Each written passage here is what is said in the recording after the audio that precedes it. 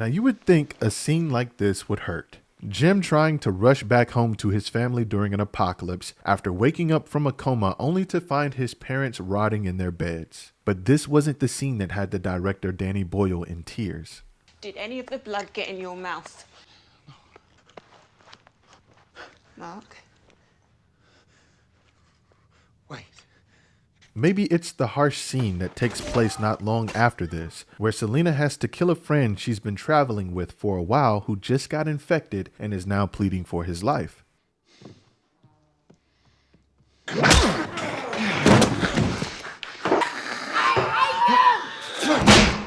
Or maybe it's the only scene in the entire movie where Jim has to kill a child by brutally beating him with a baseball bat. But nope, I mean it is pretty cold because it breaks the unwritten rule of cinema by harming a child, but this isn't the one that brought the director to tears.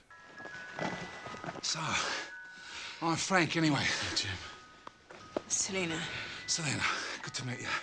It's actually the scene where we lose one of the most protective and generous souls that Jim and Selena come in contact with, and that's Frank. But first, let's talk about why losing Frank was such a big deal and ultimately the moment that had Danny Boyle choked up. And I'm assuming you've already seen 28 Days Later. You know, one of the most influential zombie movies of all time. A film that didn't just redefine the genre, but reshaped the very DNA of modern zombie storytelling. In the film, we follow Jim, a man who awakes in a hospital to find out that the world has been infected with the Rage virus. As he wanders the empty streets of London, he soon discovers that the infected are fast, relentless, and everywhere. And after joining a group of survivors and fighting to stay alive, he eventually learns that the infected aren't the only threat. The scene we're going to discuss is a very heartbreaking one, but it's also a character-defining moment for Jim. There were even attempts by the director and creators to try to avoid this outcome in the story, but ultimately this was the most logical outcome that made the most sense. And because of them having no other choice, this led the director and others on set to a very tearful moment.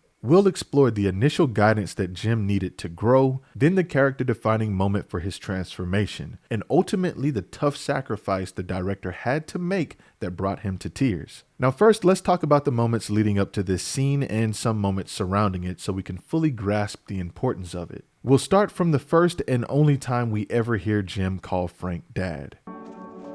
Frank! Frank!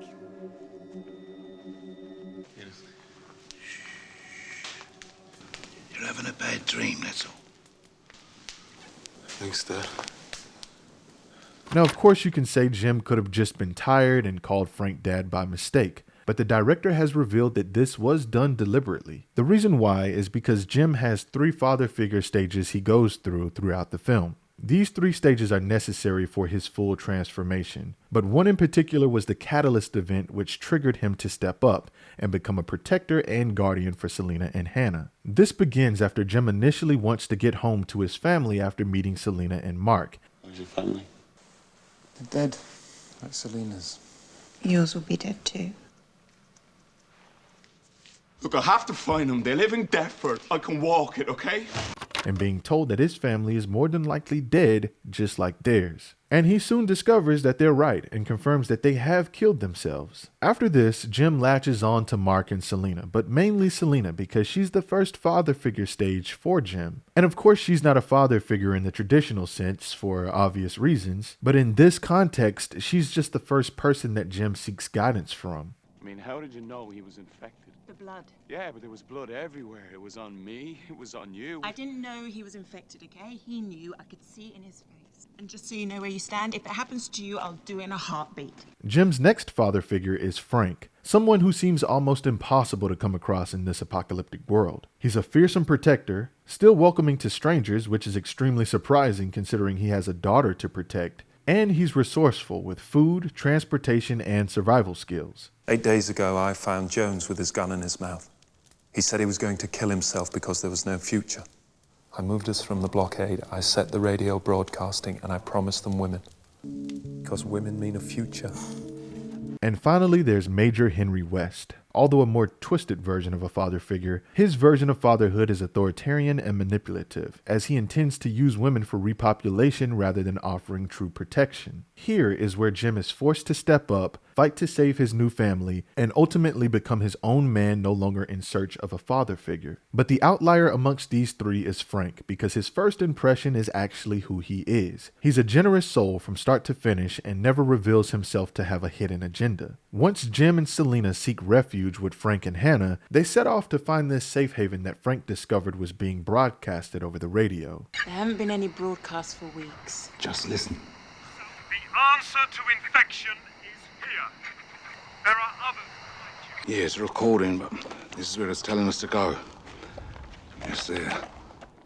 And since Frank is running out of resources, staying in their apartment would not be wise. So as they journey to this military base, there's a series of foreshadowed elements that prepare us for what's to come. They bond together while trying to escape the infected in a tunnel, and they have a great time together in a seemingly untouched grocery store. Once they have to stop for gas, Jim is faced with his first tough decision, which is killing a child. And this is actually preparing him for an even tougher decision later of having to protect Selena and Hannah from Frank, which will actually be very difficult for him to do, but he's still confronted with the decision. Not being able to take out Frank himself is actually the final assistance Jim will get in his journey before he'll be forced to make the tough decisions on his own. And the next stop, where they have a picnic at the ruins, is basically a symbolic farewell to Frank and Jim's acceptance at seeing him as a father. Even the cinematography in this scene is extremely symbolic and heartfelt. See, Frank spots a family of wild horses and calls the others over to watch. We get a back-to-back wide shot of the horses and cut back to Jim and the group to purposely display the correlations. A family of 4 horses out in the wild sticking closely together. A family of 4 people, now in a wild apocalyptic version of the world, also sticking closely together. Once the others walk away, Frank kisses the family of horses goodbye, which is also foreshadowing for how his new family will also have to eventually move forward without him. And then there's the scene of Jim's nightmare, his fear of being left alone again like he was in the beginning of the film.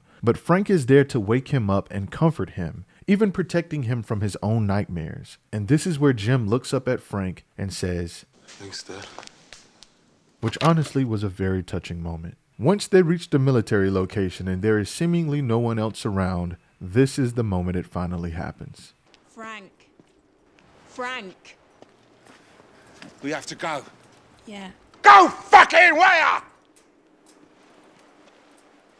Frank is distraught because help is nowhere to be seen. And keep in mind, this is the only time we actually ever see Frank upset, since he tries so hard to maintain his optimism amongst this desolate reality. He storms away from the others to take a moment to himself. It's very disappointing to come so far for nothing. As Frank tries to take a breather to calm himself down and get past the disappointment of not finding salvation, it's ultimately his generous soul that leads him to his demise. This moment has so much symbolism that we're going to get into right now, beginning with the crow.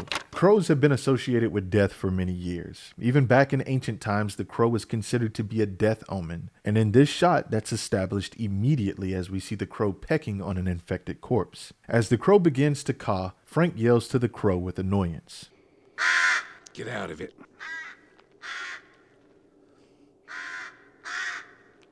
Get out of it.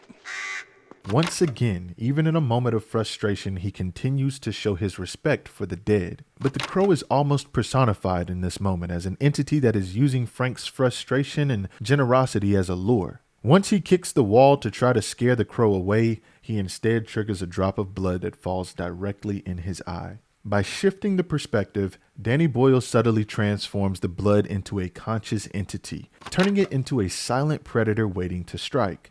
The shot mirrors the predatory gaze of the infected themselves, suggesting that the blood carries the same malevolent energy as the creatures it creates. This visual style makes Frank's infection feel almost preordained. It's not just a random event, but a moment charged with fate and inevitability. The blood isn't simply falling, it's targeting Frank, and in that moment we see his fate through the eyes of the very thing that will destroy him. Dad, are you alright? Yeah, I'm fine, sweetheart. Sorry I lost my temper. And now the scene that brought Danny Boyle to tears. Frank knows that he doesn't have long before he turns, so staying true to himself, he uses those last moments to apologize to his daughter and to tell her he loves her. Hannah, I love you very much. What? Keep away from me. Stay where you are. Dad? Keep away from me! Keep away! Keep away! Keep away! What's wrong? Dad! Watching as Frank yells, "Keep away from me," and witnessing him lose an internal struggle and even losing the ability to speak, to no longer warn the others, is truly a masterful performance by Brendan Gleeson. The character of Frank meant so much to the creators Danny Boyle and Alex Garland that they even attempted to rewrite a cure into the film's plot that would save him, but it didn't work out, and I'll explain why. Alternatively, instead of being shot and killed after getting infected, Jim, Selena, and Hannah tie Frank up and drive to what seems to be a deserted hospital at first, but it turns out to be an animal testing facility. It's confirmed later to be the same one they show at the beginning of the film with the chimp strapped to the table. Jim and Selena end up seeking help from a mysterious guy they find locked behind a large door in a safe room. The same broadcast they heard from the soldiers about having the answer to infection is true. The answer to infection is here.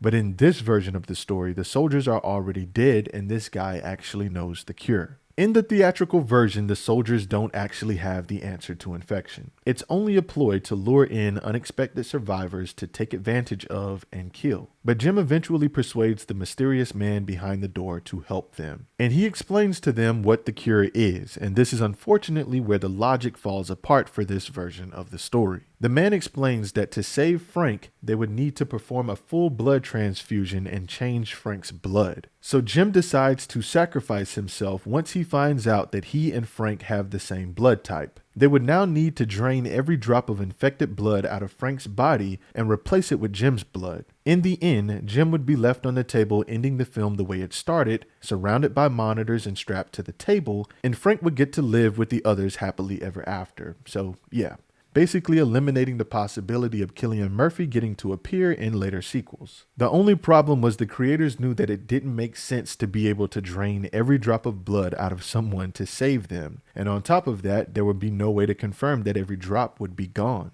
This alternative ending of saving Frank came with too many complications and therefore resulted in being thrown out. But in the end, I think everything worked out for the best, because having the theme of Jim relying on others, losing Frank, and now having to fight his final battle alone against Major Henry completed his character development and transformation. Frank is technically the reason for all of this. His kindness is what allowed them to form a family. His survival skills gave them a new plan to find salvation, and caring for Jim along with his unfortunate demise allowed him to grow and stand on his own 2 feet. Danny Boyle, Alex Garland, and Brendan Gleeson did an amazing job with Frank, and you know you've created a powerful character when having to kill that character brings you to tears. And this is one of the many reasons why this is hands down one of my favorite zombie films, and I'm super excited for the upcoming 28 years later. But anyway, you guys be sure to let me know your thoughts down below on the character of Frank, and let me know if Brendan Gleeson's performance in 28 Days Later tugged on your heartstrings as well. And as always, guys,